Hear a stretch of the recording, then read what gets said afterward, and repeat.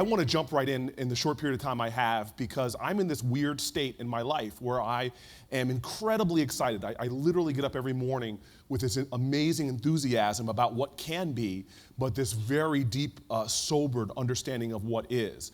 I feel this amazing, awesome sense of vision about where we could go as a country, what I desperately believe is our destiny.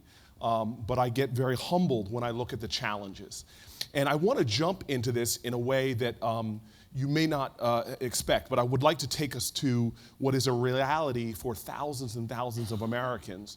And a moment of mine when I wasn't in elected office, it was 2004, it was April, my father was visiting me for my birthday, and we were taking a walk in my neighborhood. I lived at that point in the central ward of Newark. Newark is a city of great diversity, with wealthy neighborhoods, with poor neighborhoods. This was one of the poorest census tracts in our city.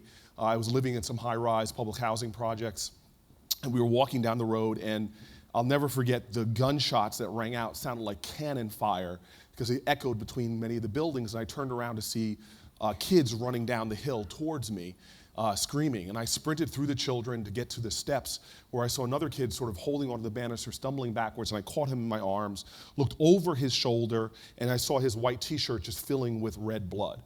And I remember putting him down on the ground, screaming at people to call an ambulance, and blood just seemed to be coming from everywhere. I found out his name was Wazin. I threw my hands into his bloody shirt, having no medical training whatsoever, just trying to stop the blood. It was like nothing you see on TV. There was no eloquence about it. It was just messy and disgusting. Foamy blood was pouring from his mouth. I stuck my fingers in because I heard him gagging, trying to clear his airway. And just it was continuous. It seemed like hours until the ambulance finally arrived.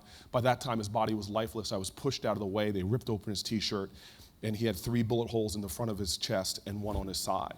And I remember getting up off the grass where I was just sitting, watching the emergency personnel try to save his life, and he was unfortunately, by that point, dead. And walking over to my dad, who looked at me, covered in another boy's blood, and I just insisted that he went home. I stayed and talked to the police, and then I went home. I lived on the top floor of these projects, and I walk up to the steps, 16 flights, get to the door. My dad opens the door, and we have this moment where we're just staring at each other. Now, my dad is a guy who says all the time that he is the result of a grand conspiracy of love, and that thus and therefore you are, son, not only born from a grand conspiracy of love, but you were born on third base, and don't ever think you hit a triple. Your father was born to a single mother, born poor, and in fact, he'll get upset if hear me call him born poor. He said poor. I was just P-O. I couldn't afford the other 2 letters. And he was born in a viciously segregated town in the mountains of North Carolina. He was born to where his mother couldn't take care of him. He was raised by his grandmother. 11% of my kids in my city around that are raised by their grandparents. His grandmother couldn't take care of him, and then he was taken in by the community. And it was the community that intervened with him, that conspired to make sure he got on the right track in school. When he couldn't afford to go to college and said he was going to put it off to work, they said, "You'll never go to college." So he tells me this story about getting envelopes filled of dollar bills so that he could pay his first semester's tuition, get a job at North Carolina Central University, a small historically black college in North Carolina. And then his life then became a story of interventions. He was able to graduate, got his first job thanks to blacks and whites coming together through the Urban League, helping companies hire blacks for the first time. Interventions. He then moved into the first house that I grew up on because of an organization called the Fair Housing Council. Blacks and whites coming together, sent out a white test couple to work with my parents to break open a town that I grew up in, as my father called when we moved in there. He called us the 4 raisins in a tub of vanilla ice cream. But my dad would sit me at my kitchen table and tell me these stories over and over again of this amazing conspiracy of love that got us to where we are. And so now I'm sitting in this doorway with my dad staring at me with a boy's blood on myself. And I sort of pushed past him and said, "Dad, I just want to go to the bathroom." And I walked in and I closed the door on my father, my history, my rock, and I stared at myself in the mirror and I began to try to scrub this boy's blood off my hands. And I am a guy that suffers from a severe case of BO. Don't worry about it, people moving their chairs back, bold optimism. But at this point, I'm staring in the mirror, and my hands are shaking, and the blood's off my hands, but I keep keep scrubbing because I just feel the blood on my hands. And I felt myself becoming choked with an anger that just is rare to my being. And I felt angry at this nation that professes, where children sing a chorus to our country every day that we are one nation under God, indivisible, with liberty and justice for all. But yet there's such a dramatic difference between the experiences of some children and others. And how could everybody in this room know who I'm talking about when I say Natalie Holloway or Jean-Benet Ramsey, but not one person in this room could name a kid that was shot this year in an inner city, and there were thousands. I became frustrated with who we claim to be, but the savage realities of who we are. And then I walk out and I look at my father, who says to me, son, I worry about our nation, what battles we have fought, my generation and the generation before me, how we emboldened this democracy, how we made it more real and made it more true. But now I worry that a boy born to a single mother in a poor neighborhood, in a segregated neighborhood, who couldn't be raised by his mother, who was taken in by others, that was born under those circumstances in 1936, has a better life chance to make it than a child born under the same circumstances in 2006 or 2010. And my father, when he said that to me, I felt like he was indicting my generation, this generation of astounding achievement, this generation of incredible advancement and access. And he was standing there looking at me, his son who was so shaken, and he, this optimistic man who believes deeply in this country and this nation, as he calls it, a conspiracy of love, how he could there suddenly be doubtful. And I left that apartment the next morning, and I walked down the stairs, and I slammed into the presence of a woman named Miss Virginia Jones. And she was the tenant president of those buildings and had been the tenant president since the day they were built. She was an elderly woman. She was about 5 foot and a smidgen, but I look up to her. And I didn't even have to have a conversation with her. I saw the back of her head and my funk just disappeared. And I suddenly felt this sense of hope and excitement again. And the funk disappeared because I interviewed her a few years earlier for an article I was writing, a couple years earlier, for an article I was writing for Esquire, and I told them I wanted to write about American heroes, and I picked a woman that nobody really knew about. And in the course of interviewing this tenant president, this fearsome woman who had done so much for me personally, in fact, on my first day meeting her, I was still a Yale law student, she brought me into the middle of Martin Luther King Boulevard and said to me, you want to help me? I was a law student. I said, yes, ma'am, I want to help you. I'm Cory Booker, I'm from Yale Law School. And she said, okay, well, if you want to help me, look around you, what do you see? And I described a crack house, graffiti, all the problems. And then she just looked at me and she said, you can never help me. And I said, what are you talking about? And she looked at me hard and she said, boy, you need to understand something, that the world you see outside of you is a reflection of what you have inside of you. And if you're one of those people who only sees problems and darkness and despair, that's all there's ever going to be. But if you're one of those people who stubbornly, every time you open your eyes, you see hope, you see opportunity, you see possibilities, you see love, you see the face of God, then you can probably help me. And I remember her, she walked away, and on that first moment of meeting her, I looked at my shoes and said, okay, grasshopper, thus endeth the lesson. And so when I walked out from that building, the story I remembered was her telling me when I was interviewing her about her son who fought for the US military, who came back to this country and was visiting his mother. His mother got a knock on the door, Miss Jones did, and a woman couldn't speak. She was crying. She got grabbed by the woman, dragged down 5 flights of stairs, and there was her son, shot to death in the lobby, bleeding it red. And she told me she fell to her knees and wailed into the echoes of the lobby. And I looked at her when she finished that story, and this is what I was remembering as I came out of the building. And I said, Miss Jones, I know where you work. She and I, she worked for the prosecutors. She and I paid market rent to live in these buildings. And I said, I don't understand. I said, why do you still live here where you have to walk through the lobby of the building where your child was murdered? And she looked at me almost like she was insulted by the question. She said, why do I still live here? And I said, yeah. She goes, why am I still in apartment 5A? Yes, Miss Jones, why?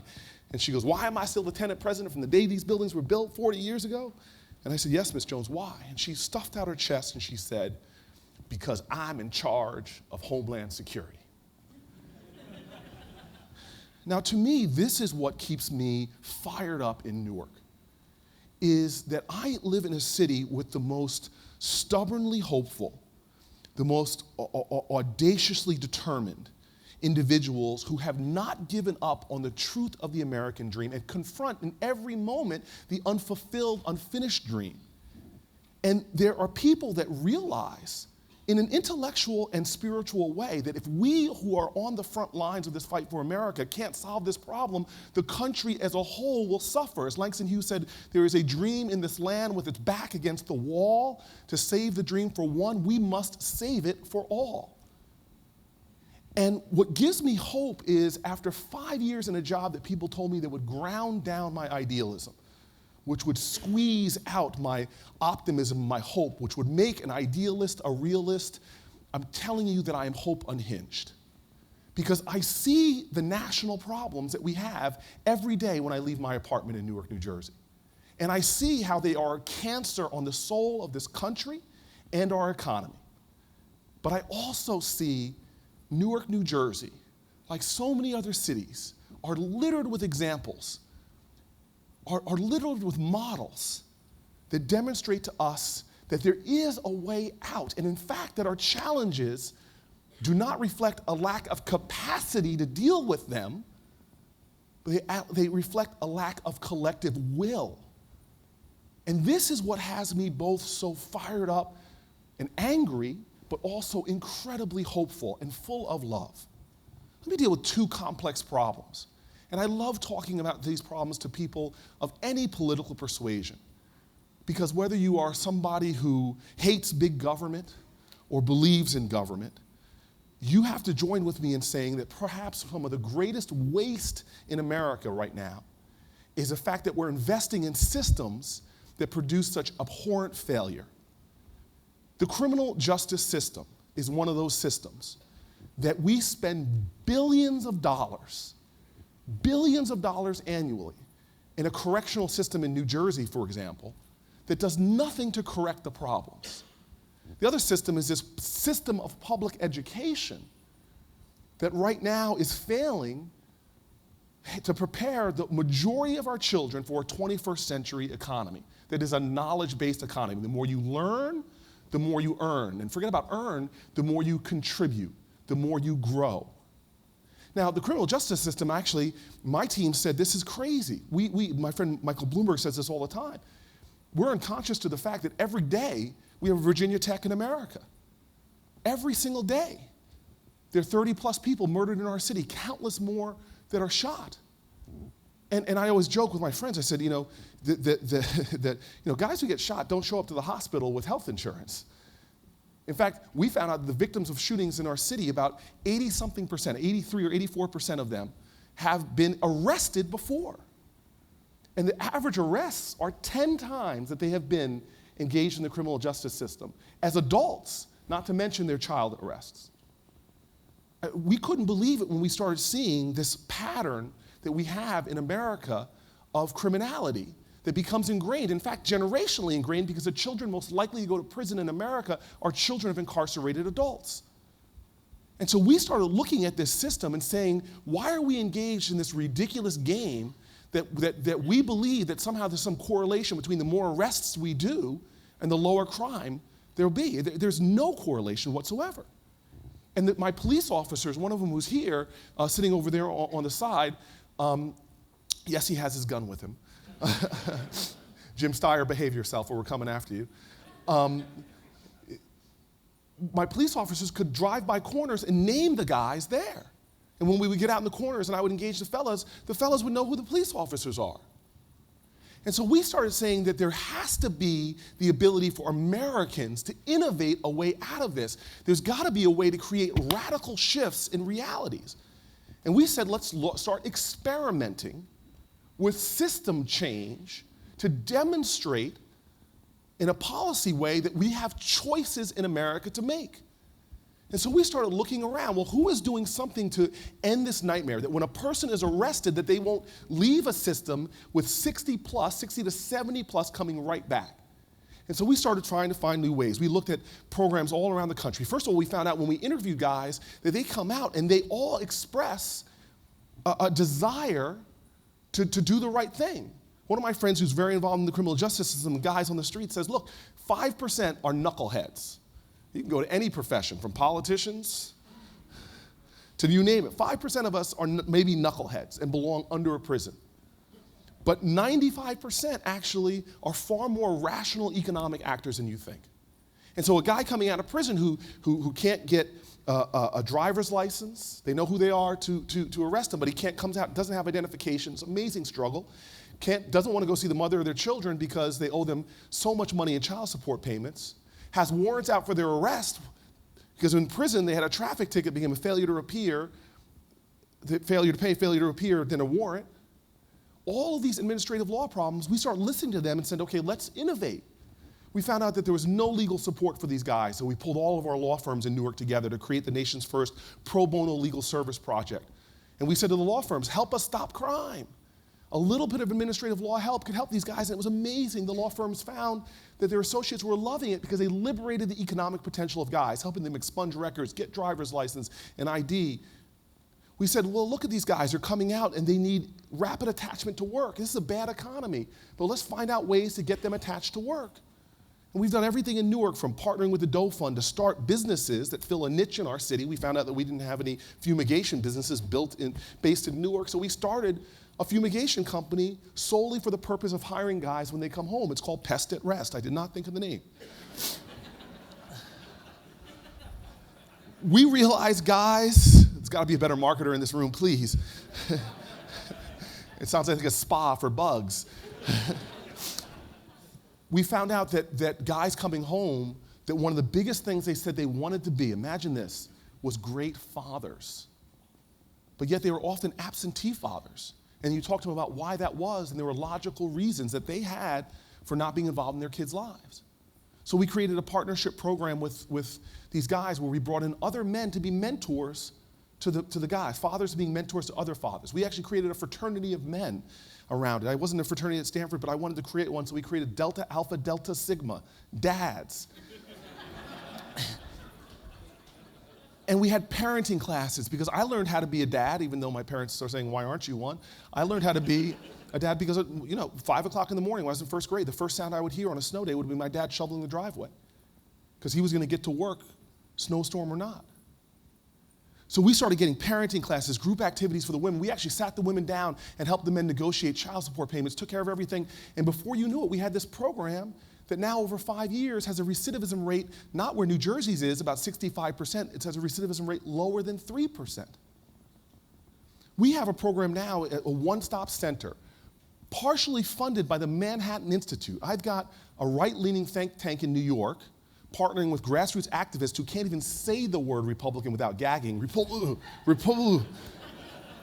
but partnering in Newark City Hall with a program right now that for the men and women that come to our program, we have a 70% placement rate for jobs working with local companies.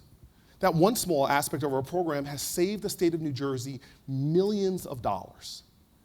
We are Americans. There is nothing we can't do, but we allow ourselves to get caught in the grooves of a record, playing the same old tired song over and over again, surrendering our power, surrendering our authority, surrendering our responsibility. In fact, we get into a state of what I call sedentary agitation, where we see the kids shot on TV in inner city, we're upset about it, but we take no responsibility for it. We don't get up and do something about it. We fail to see that our destiny is fully linked up with the destiny of another American. And I know it is.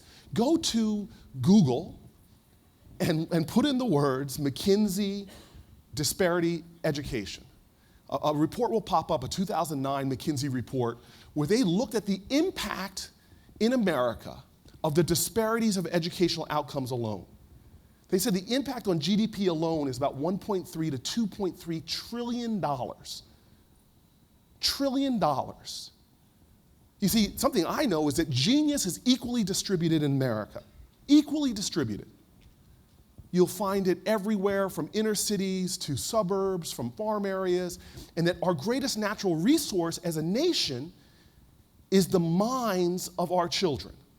But yet we throw them away in a more of a gross, offensive way than the oil spill in the Gulf. And the reason why I get excited about this problem is because we've shown ways of solving it. I could take you to Newark, New Jersey right now and show you schools in my city that are outperforming the wealthiest suburbs. The answers are there. The question is do we have the will? I talked to the Ford Foundation, and they're like, we've spent lots of money in investment, but we know some of the things that actually work. We're doing them in Newark now. Some of our schools just take simple equations. Like when I was going to school, time was the constant, achievement was the variable. You go to school 180 days in New Jersey. If there's a snow day, they're going to smack another one on. Even if we were, like I was in Harrington Park Elementary in New Jersey, sitting in the cafeteria watching reruns of The Little Rascals. You're going to be in that building 180 days. Look at contracts for teachers and principals. It's all about time. Well, my highest performing schools in Newark have switched that equation around and said that achievement is going to be the constant, time is going to be the variable. They go to school longer school days, longer school weeks. We have Saturday classes, mandatory Saturday classes, longer school years. And funny enough, that's what our competitor nations are doing. The answers are out there. Whether in reforming our criminal justice system, I can tell you from all over our country, incredible things and innovations are going on. In education, we see things that are working, but we are lacking the political will, the collective will, the individual will. I'm a mayor of a big city. I've got a lot of things to do, but I say it all the time. If every American who was able just mentored a kid, you could actually do online mentoring now.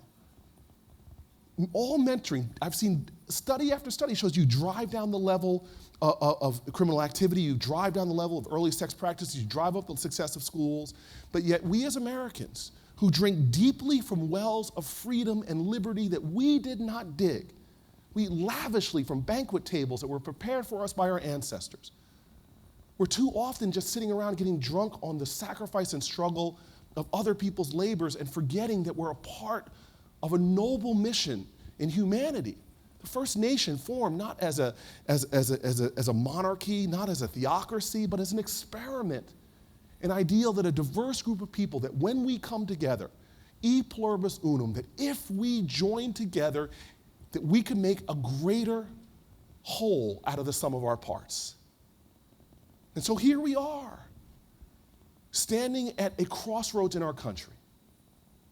We are cannibalizing ourselves by segregating our populations, poor and not poor, educational access and lack thereof, high crime areas, spending more and more money, and finding ways to liberate people from these dead ends of life, from the carnage of human potential. And to me, it is a choice, just like every moment of our life is. We either choose to accept conditions as they are or take responsibility for changing them. Well, I know what our history is. I know what the calling of our ancestors is. And so I'll end, and I'm looking forward to our panel, with a poem that I've begun to say more and more, that my parents would read to me as a child, as they would tell me the stories of how lucky I was to be born where I was, how lucky I was to have the opportunities I have, how the experience that I was having as a young black man in America was a dangerous dream to my grandparents when they were growing up. Our parents read me this poem from Langston Hughes. It says, "Oh, let America be America again. The land that never has been yet, but yet must be. The land where everyone is free. The poor man, the Indian, the Negro, me." Who made America?